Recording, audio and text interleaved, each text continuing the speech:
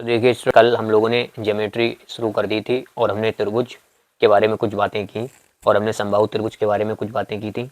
आज हम लोग अपनी ज्योमेट्री को थोड़ा सा आगे बढ़ाते हैं, ठीक है। तो आज हम सबसे पहले देखेंगे चतुर्भुज के प्रकार। चलिए स्टूडेंट्स, तो आज की वीडियो शुरू करते हैं। तो स्टूडेंट्स, आज हम लोग पढ़ेंगे सबसे पहले विभिन्न प्रकार के चतुर्भुज के बारे में, डिफरेंट टाइप्स ऑफ क्वाड, ठीक है, चतुर्भुज। पहला हम लोग चतुर्भुज देखेंगे जिसका नाम है समलंब चतुर्भुज, इंग्लिश में बोलते हैं ट्रेपेजॉइड, ठीक है स्टूडेंट्स। तो यहाँ पर आपको देखना है कुछ इस तरीके का अपना होता है समलंब चतुर्भुज, जैसा कि आपको डायग्राम में दिख रहा है। इसमें क्या होता है स्टूडेंट्स, इसमें दो भुजाएं एक दूसरे के समांतर होती हैं। तो यहाँ पर अगर हम बात करें कि ये दो भुजाएं एक दूसरे के समांतर हैं, और हम कह सकते हैं ये दो भुजाएं क्या होती हैं स्टूडेंट्स, एक दूसरे के समांतर होती हैं, ठीक है। तो यहाँ पर अगर हम बात करें, ये जो अपनी जो समांतर भुजाओं के बीच की दूरी है ना, ये जो अपनी समांतर भुजाओं के बीच की दूरी है, इसी को हम कहते हैं ऊंचाई। तो यहाँ पर बेसिकली आपको फिजिक्स की दृष्टि से समलंब चतुर्भुज में क्या ध्यान रखना है स्टूडेंट्स, सिर्फ समलंब चतुर्भुज का आपको जो है क्षेत्रफल पता होना चाहिए कि समलंब चतुर्भुज का क्षेत्रफल कितना होता है। तो देखिए मैं बताता हूँ, समलंब चतुर्भुज का समलंब चतुर्भुज का क्षेत्रफल। तो स्टूडेंट्स आपको देखना है कि समलंब चतुर्भुज का क्षेत्रफल क्या होता है, ठीक है। तो समलंब चतुर्भुज की अगर हम क्षेत्रफल की बात करें स्टूडेंट्स, तो मैं समलंब चतुर्भुज के क्षेत्रफल को यहाँ पर लिखे ले रहा इसी त्रिभुज के ऊपर। तो देखिए समलंब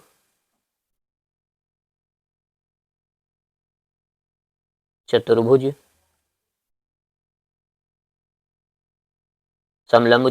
का क्षेत्रफल आपको स्टूडेंट ध्यान से देखना है क्या होता है क्षेत्रफल इसका क्षेत्रफल होता है स्टूडेंट्स 1/2, ठीक है ना। 1/2 समांतर भुजाओं का योग, 1/2 समांतर भुजाओं का योग, समांतर भुजाओं का योग गुणे में बीच की दूरी, गुणे में बीच की दूरी। तो ये होता है स्टूडेंट्स फॉर्मूला। अगर हम दिए गए चित्र के हिसाब से इसका फॉर्मूला बनाएं तो इसका जो क्षेत्रफल एरिया ए जो होगा वो होगा अपना 1/2 समांतर भुजाओं का योग ए और वी है हमारे पास समांतर भुजाएं, तो ये हो जाएंगे ए प्लस वी इंटू में बीच की दूरी कितनी है स्टूडेंट, बीच की दूरी है एच। तो ये होता है अपना क्षेत्रफल, ही ध्यान रखना है। और इसका एक विशेष प्रकार होता है जिसको हम बोलते हैं समांतर चतुर्भुज। अब देखिए स्टूडेंट समांतर चतुर्भुज क्या होता है। चलिए तो अब दूसरे प्रकार का हम जो है चतुर्भुज पढ़ते हैं जिसका नाम है। तो देखिए स्टूडेंट्स ये है अपना विशेष प्रकार का एक चतुर्भुज जिसका नाम है समांतर चतुर्भुज। तो स्टूडेंट्स अगर हम समांतर चतुर्भुज की बात करें तो उसमें अपनी क्या होती थी, दो भुजाएं समांतर होती थी, ठीक है। इसमें ये दोनों भुजाएं अपनी समांतर हैं और ये दोनों भुजाएं क्या हैं, समांतर हैं, ठीक है ना स्टूडेंट्स। मान लीजिए इसकी जो इस भुजा का जो मान है वो हमने ए ले लिया और इस भुजा का जो मान है वो हमने बी ले लिया, ठीक है स्टूडेंट्स। अगर हम ये पहला विकर्ण बनाएं थीटा कोण पर, अगर ये हम पहला विकर्ण बनाएं थीटा कोण पर, तो देखिए इसका मान कितना होगा स्टूडेंट्स। तो स्टूडेंट्स हमने ये थीटा कोण पर क्या करा, एक विकर्ण बनाया और इस विकर्ण की अगर आप लंबाई देखना चाहेंगे, इस विकर्ण की लंबाई, तो इस विकर्ण की जो लंबाई होती है ना अपनी, चलिए मैं यहाँ पर लेके दे रहा, इस विकर्ण की जो लंबाई होगी स्टूडेंट्स, इस विकर्ण की लंबाई होगी अपनी r is equal to root में पहली भुजा का स्क्वायर, ठीक है, प्लस दूसरी भुजा का स्क्वायर, प्लस में हो जाएगा अपना 2ab cos थीटा, ये हो जाएगा स्टूडेंट। इसी तरीके से अगर हम इस भुजा को इस विकर्ण की बात करें तो इस विकर्ण का मान कितना होगा, तो देखिए स्टूडेंट्स इस विकर्ण का मान भी देखते हैं। तो स्टूडेंट्स अगर हम इस विकर्ण की लंबाई की बात करें तो इस विकर्ण में जो लंबाई होगी अपनी, इसको मान लेते हैं, मान लीजिए x। तो ये जो s होगा ये अपना किसके बराबर होगा स्टूडेंट्स, ये जो s होगा ना, ये s का मान होगा बिल्कुल इसी तरीके का होगा, बस थोड़ा सा चेंज होगा। क्या चेंज होगा आप ध्यान रखिएगा। देखिए यहाँ पर a square plus b square same है, बस यहाँ पर हो जाएगा माइनस का 2ab cos थीटा। तो स्टूडेंट्स ये आपको हम कह सकते हैं समांतर चतुर्भुज के बारे में ये आपको बातें ध्यान रखनी है। और स्टूडेंट्स एक पॉइंट आपको और ध्यान रखना है समांतर चतुर्भुज का, जो कि होता है इसका क्षेत्रफल। तो इसका जो क्षेत्रफल होता है ना वो भी आपको ध्यान रखना है स्टूडेंट्स। इसका जो क्षेत्रफल होता है वो क्षेत्रफल होता है साइन थीटा। तो इसका क्षेत्रफल होता है students a b sine theta. तो स्टूडेंट्स ये 3 पॉइंट्स आपको ध्यान रखने हैं समांतर चतुर्भुज के बारे में। हम कह सकते हैं पहला पॉइंट है अपना कि इस वाले विकर्ण की जो लंबाई होगी वो होगी थीटा पे, थीटा कोण पर r is equal to root a square plus b square plus 2ab cos theta, और इस वाले विकर्ण की लंबाई होगी s is equal to root में a square plus b square minus 2ab cos theta, और इसका जो क्षेत्रफल होगा अपना वो होगा ए बी साइन थीटा। अब स्टूडेंट देखिए इन्हीं फॉर्मुलों के बेस पे बाकी की चीजें हम सब निकाल लेंगे। जैसे अपना अगले प्रकार के अगर हम चतुर्भुज की बात करें तो वो अपना है समचतुर्भुज, ठीक है ना। तो समचतुर्भुज की भी बात कर लेते हैं। तो स्टूडेंट्स ये है अपना समचतुर्भुज। देखिए समचतुर्भुज में क्या होता है, हम कह सकते हैं इसकी चारों भुजाएं जो होती है ना समचतुर्भुज की, ये आपस में बराबर होती हैं। सम का मतलब होता है समान, और चतुर्भुज मतलब इसकी जो भुजाएं अपनी वो आपस में बराबर होती हैं।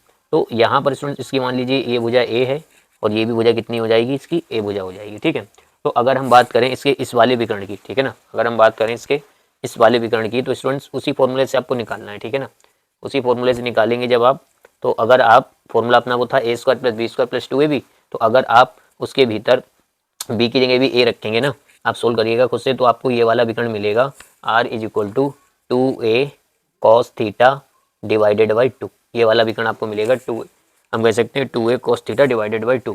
भाई अगर स्टूडेंट्स अगर हम इस वाले विकर्ण की बात करें, तो ये जो विकर्ण आपको मिलेगा ना, अगर आप वैल्यू आप रख के सोल्व करेंगे, ये आपको मिलेगा s is equal to 2a sine theta divide by 2। ठीक है, दो बातें तो आपको ये ध्यान रखनी है कि इस विकर्ण का मान होगा r is equal to 2a cos theta divide by 2, जबकि इस विकर्ण का मान होगा s is equal to 2a sin theta divide by 2। Students हम कह सकते हैं कि हालांकि ये उसी फॉर्मूले से निकल के आए हैं, आप निकालेंगे तो बड़ी आसानी से निकल जाएंगे, और आप डायरेक्ट इनको याद रखें तो ज़्यादा बेहतर है। वहीं अगर स्टूडेंट्स हम इसके क्षेत्रफल की बात करें कि इसका क्षेत्रफल कितना होगा, तो देखते हैं कि इसका क्षेत्रफल कितना होगा। स्टूडेंट देखिए इसका क्षेत्रफल होगा अपना, उसी से आप निकाल सकते हैं, उसी फॉर्मूले से जो हमने बताया।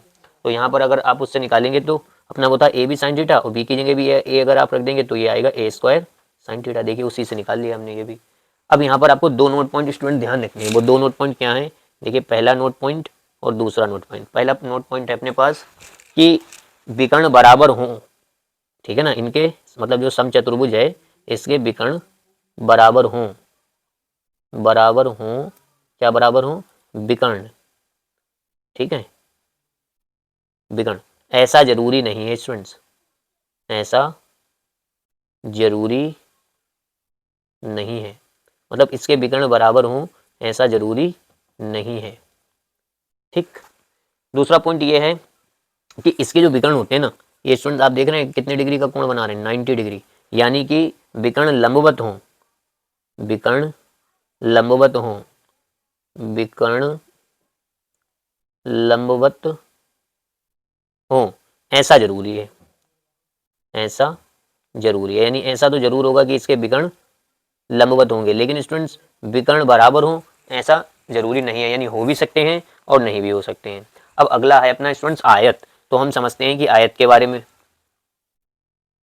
तो स्टूडेंट्स अब हम बात करते हैं आयत के बारे में। देखिए आयत का सबसे पहला पॉइंट है कि यह एक विशेष प्रकार का समांतर चतुर्भुज है। स्टूडेंट सबसे पहला पॉइंट इसमें आपको ध्यान रखना है कि यह एक विशेष, यह एक विशेष प्रकार का, यह एक विशेष प्रकार का समांतर चतुर्भुज है। पहला पॉइंट तो आपको आयत के बारे में स्टूडेंट यही ध्यान रखना है, समांतर चतुर्भुज है, एक विशेष प्रकार का समांतर चतुर्भुज है। ठीक है स्टूडेंट्स, दूसरा पॉइंट आपको आयत के बारे में क्या ध्यान रखना है कि जो इसकी भुजाएं होती है ना, ये 90 डिग्री का कोण बनाती हैं। स्टूडेंट्स यहाँ पर देख लीजिए, चाहे आप यहाँ पर देख लीजिए, चाहे आप यहाँ पर देख लीजिए, कहीं चारों भुजाओं को कहीं से देख लीजिए आप, ये इसमें जो भुजा होती है ना, ये हम कह सकते हैं 90 डिग्री का कोण बनाती है। मान लीजिए ये भुजा ए है, ये भुजा बी है, तो इसकी जो भुजाएं होती हैं ना, ये परस्पर एक दूसरे की क्या होती हैं, लंबवत होती हैं। ठीक है, अगर अगले पॉइंट की बात करें तो इसमें विकर्ण जो होते हैं ना स्टूडेंट्स, विकर्ण इनके विकर्ण बराबर होते हैं। ये जो विकर्ण होते हैं इनके, अगर मैं विकर्ण बनाऊं यहाँ पर स्टूडेंट्स, देखिए स्टूडेंट्स इनके जो विकर्ण होते हैं ना, इस विकर्ण की अगर हम बात करें तो इस विकर्ण का जो अपना मान होता है, इस विकर्ण का स्टूडेंट जो अपना मान होता है ना, इस विकर्ण का मान होता है एस इज इक्वल टू, अगर आप उसी फॉर्मूले से निकालेंगे ना, तो देखिए ये 90 डिग्री है, तो आप 90 डिग्री रखेंगे तो cos 90 जीरो, यानी कि ये आएगा रूट में a square plus b square. इसी तरीके से स्टूडेंट्स अगर आप ये वाला विकर्ण निकालते हैं, सॉरी ये अपना है स्टूडेंट्स आर, ठीक है, तो ये है अपना एस। तो अगर आप ये वाला विकर्ण निकालेंगे तो इसका ये भी विकर्ण क्या आएगा, रूट में a square plus b square. तो हम ये कह सकते हैं कि इनके विकर्ण जो होते हैं ये आपस में बराबर होते हैं, जबकि ठीक है ना, विकर्ण परस्पर हम कह सकते हैं लंबवत हों ऐसा जरूरी नहीं है। ठीक, हो भी सकते हैं और नहीं भी। तो हम यहाँ पर दो पॉइंट्स लिखते हैं कि विकर्ण, विकर्ण परस्पर, विकर्ण परस्पर बराबर, विकर्ण परस्पर बराबर बराबर होते हैं। ठीक है, और परस्पर लंबवत हों, परस्पर लंबवत हों ऐसा जरूरी नहीं है। ठीक है स्टूडेंट्स, तो आपको ये 2 पॉइंट्स और ध्यान रखने हैं आयत के बारे में कि इनके विकर्ण तो आपस में बराबर होते हैं और ये हम कह सकते हैं विशेष प्रकार का समांतर चतुर्भुज है क्योंकि उसमें भी 90 डिग्री का कोण बनता था और यहाँ पर इनके विकर्ण जो हैं बराबर होते हैं और परस्पर लंबवत हो भी सकते हैं, नहीं भी हो सकते हैं, लेकिन ये हम कह सकते हैं जरूरी नहीं है कि बराबरी हो। स्टूडेंट अगली आकृति पर बढ़ते हैं जिसका नाम है अपना वर्ग। देखिए स्टूडेंट्स, ये है अपनी अगली आकृति जिसका नाम है वर्ग, इंग्लिश में बोलते हैं स्क्वायर। तो ये है अपनी अगली आकृति जिसका नाम है स्टूडेंट्स वर्ग, इंग्लिश में इसको बोला जाता है स्क्वायर, SQUARE। तो इसको इंग्लिश में स्टूडेंट्स क्या बोलते हैं हम? स्क्वायर, यानी कि हिंदी में बोलते हैं वर्ग। ठीक है, अब इसमें क्या होता है स्टूडेंट्स, इसमें विकर्ण तो जो होते हैं ना वो बराबर होते हैं। अगर स्टूडेंट्स आप ये वाला विकर्ण निकालेंगे ना तो ये भी आपका उसी फॉर्मूले से अगर आप निकाल के देखेंगे ना, तो चलिए मैं सबसे पहले विकर्ण बना लेता हूँ एक बार को। तो देखिए स्टूडेंट्स, ये हमने विकर्ण बनाया। इस विकर्ण की जो लंबाई होती है ना अपनी स्टूडेंट्स, इस विकर्ण की लंबाई अपनी होती है स्टूडेंट्स कितनी? तो आपका आंसर होगा सर इसकी लंबाई आएगी, अगर आप उसी फॉर्मूले से निकालेंगे तो ये आएगी √2a। ठीक है ना स्टूडेंट्स, ये आएगी। इसी तरीके से अगर आप इस वाले विकर्ण लंबाई निकालेंगे तो ये भी इतनी आएगी √2a। तो यहाँ से हमें पता चल गया स्टूडेंट्स कि इनके विकर्ण जो होते हैं ये आपस में बराबर होते हैं और ये हम कह सकते हैं कि परस्पर क्या होते हैं? लंबवत भी होते हैं। तो आपको ये 2 ही पॉइंट इसमें ध्यान रखने हैं स्टूडेंट्स, एक तो इनके विकर्ण की लंबाई कितनी होती है ये पॉइंट ध्यान रखना है और दूसरा पॉइंट ये है अपना कि विकर्ण हम कह सकते हैं बराबर हैं। ठीक है, विकर्ण बराबर होंगे, ये जरूरी है, इसके हमेशा इसके विकर्ण बराबर होंगे। ठीक है, और विकर्ण जो होंगे परस्पर लंबवत भी होंगे, विकर्ण परस्पर लंबवत भी होंगे, विकर्ण परस्पर लंबवत होंगे। तो दोनों ये पॉइंट्स आपको ध्यान रखने किसके बारे में? वर्ग के बारे में स्टूडेंट्स। ठीक है, अगली आकृति है अपनी वृत्त। तो स्टूडेंट देखिए, अगर हम अपना अगली आकृति है वृत्त, अगर हम किसी भी मान लीजिए ये अपना केंद्र पॉइंट एक पॉइंट लें और उसको केंद्र मानकर अगर हम जो है स्टूडेंट्स, तो स्टूडेंट्स ये अपना केंद्र है और केंद्र को मानकर अगर हम बहुत सारे बिंदु लें उनको आपस में मिलाएं तो अपने पास जो आकृति बनती है उसको हम बोलते हैं वृत्त। तो इस केंद्र से अगर हम एक रेखा खींचें, इस केंद्र से अगर हम इसके किसी भी बिंदु, तो केंद्र से अगर हम इसकी किसी भी बिंदु को आपस में मिलाएं तो ये अपनी कहलाती है त्रिज्या।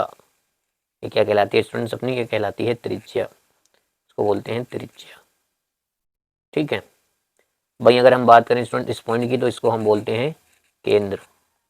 तो सबसे पहला पॉइंट हमें स्टूडेंट देखना है व्यास। सबसे पहला पॉइंट हमें देखना है व्यास की, व्यास क्या होता है?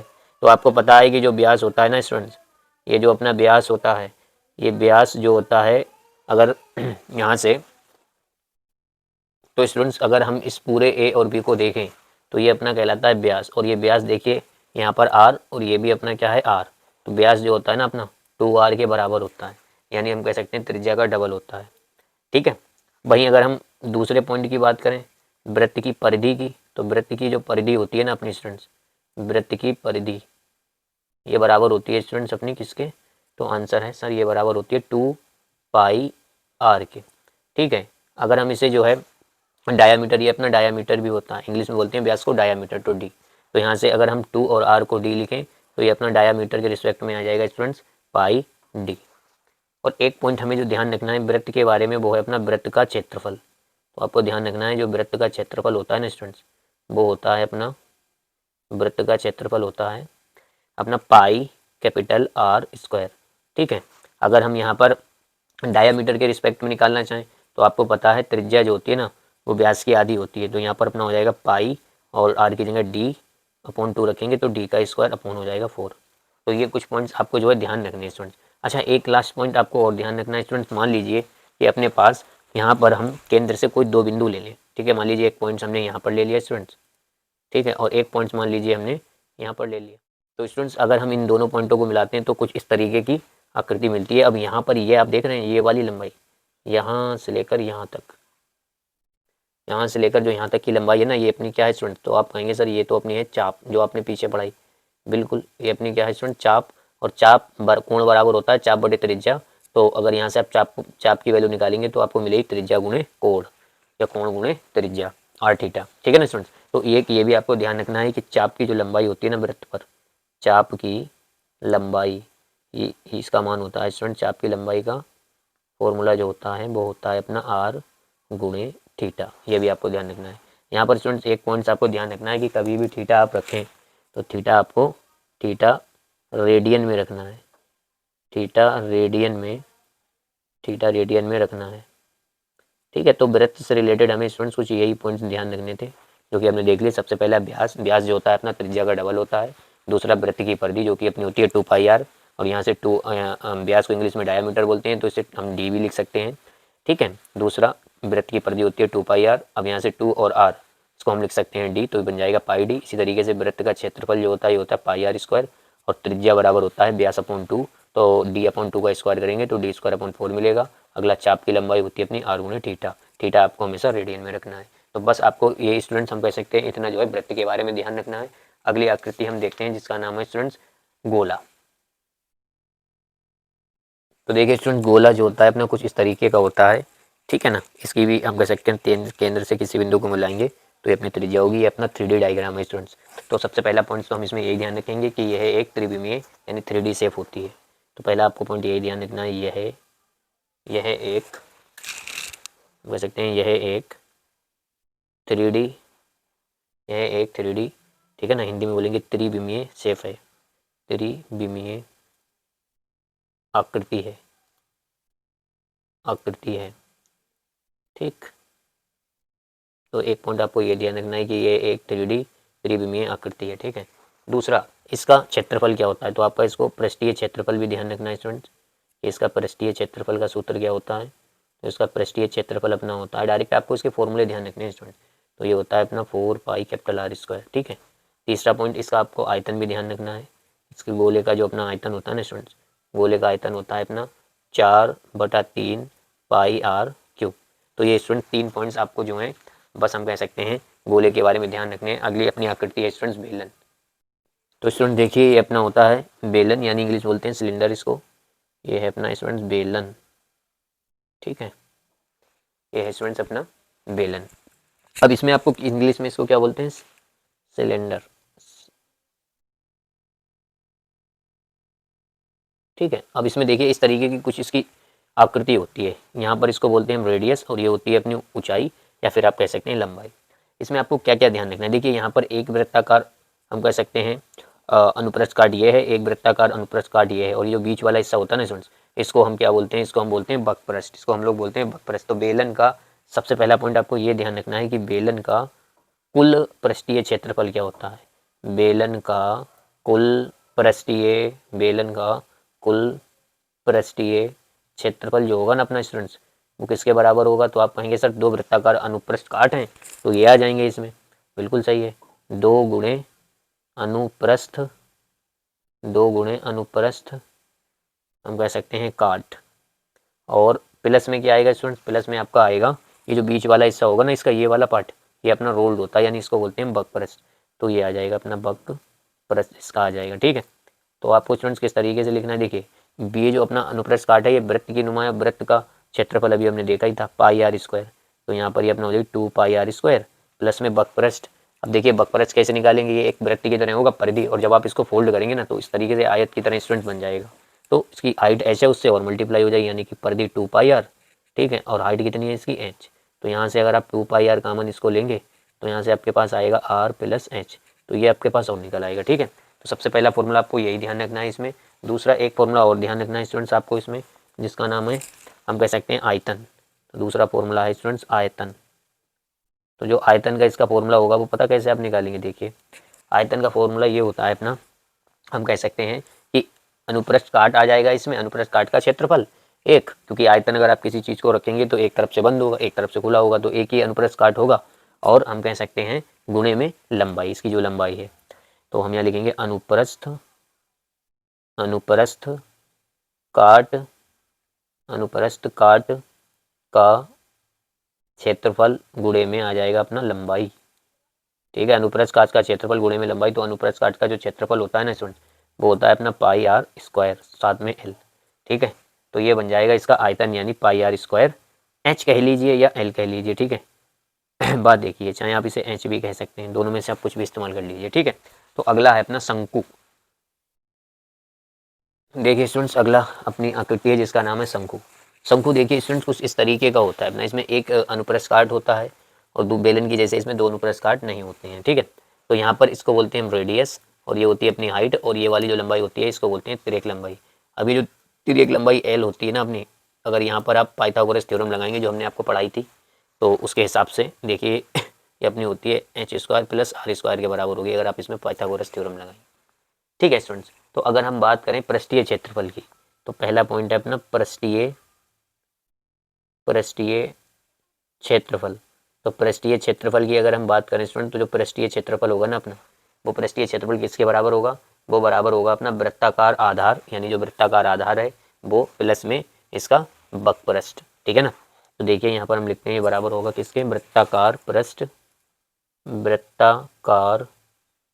पृष्ठ प्लस में होगा अपना वक्रपृष्ठ। अब देखिए इसका जो वक्रपृष्ठ स्टूडेंट, तो आपको ध्यान रखना है इसका वक्रपृष्ठ डायरेक्ट, इसका जो वक्रपृष्ठ होता है वो होता है पाई आर एल। तो देखिए वृत्ताकार वक्रपृष्ठ जो होगा वो होगा अपना पाई आर स्क्वायर, और इसका वक्रपृष्ठ जो होता है वो होगा स्टूडेंट पाई आर एल, ठीक है। अब आपको क्या करना है, देखिए ये पाई आर स्क्वायर हमने ऐसे ही लिखा, प्लस ये पाई स्मॉल आर भी ऐसे लिखा, और एल की जगह मैंने क्या इस्तेमाल कर दिया? एल की जगह मैंने यहाँ पर भी स्मॉल आर इस्तेमाल करिए हर जगह, फिर हमने डायग्राम में स्मॉल आर ले रखा है, ठीक है। तो यहाँ पर पाई आर और एल की जगह मैंने वैल्यू रख दी रूट में, कितना है? एच स्क्वायर प्लस में आर स्क्वायर, ये रख दिया, ठीक है। तो यहाँ से अगर आप कॉमन लेंगे तो कॉमन आएगा अपना पाई आर, और ब्रैकेट में बचेगा आर प्लस, हम कह सकते हैं आर प्लस, ठीक है, पाई आर तो कॉमन ले लिया, आर रूट में हम कह सकते हैं ये बचेगा अपना रूट में एच स्क्वायर प्लस में आर स्क्वायर, ये बचेगा। तो आपको एक फॉर्मूला ये याद रखना है स्टूडेंट, एक फॉर्मूला आपको जो है इसका आयतन का भी ध्यान रखना है, इसका आयतन क्या होता है। तो बेसिकली स्टूडेंट्स जो बेलन का आयतन होता है ना, उसका तीसरा हिस्सा होता है शंकु का आयतन।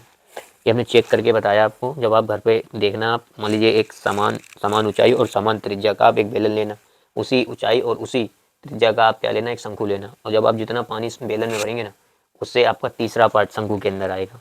तो जो अपना हम कह सकते हैं बेलन का आयतन होता है पाई आर स्क्वायर एच, तो उसका तीसरा पार्ट होगा शंकु का आयतन, ठीक है।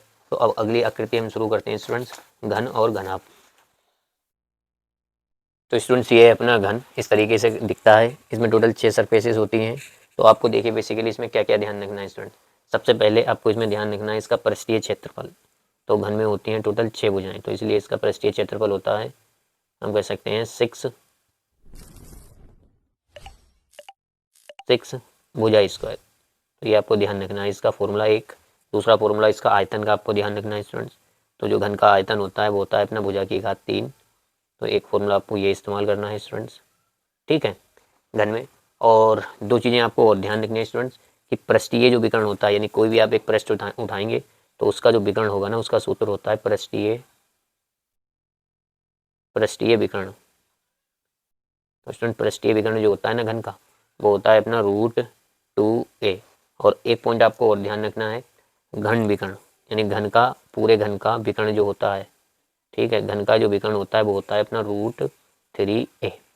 तो ये आपको स्टूडेंट्स हम कह सकते हैं, बस घन के बारे में आपको इतना ध्यान रखना है। अब एक लास्ट हमारी आकृति बची है जिसका नाम है स्टूडेंट घनाभ। घनाभ में आपको बस 2 ही फॉर्मूले ध्यान रखने हैं। तो देखिए स्टूडेंट्स ये है अपना घनाभ, ठीक है ना।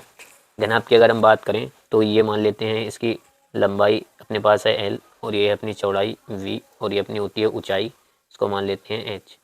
तो देखिए स्टूडेंट्स ये वाली जो ग्रीन कलर की सरफेस दिख रही है ना, इसमें अपना क्या आ रहा है? HL ऐसे पीछे होगी। इसकी बात करेंगे तो L भी ऐसे पीछे होगी। तो स्टूडेंट्स हम ये कह सकते हैं कि जो घनाभ का पृष्ठीय क्षेत्रफल होता है ना, घनाभ का पृष्ठीय क्षेत्रफल जो होता है अपना, वो होता है, ठीक है, 2LV plus HL plus LV plus BH।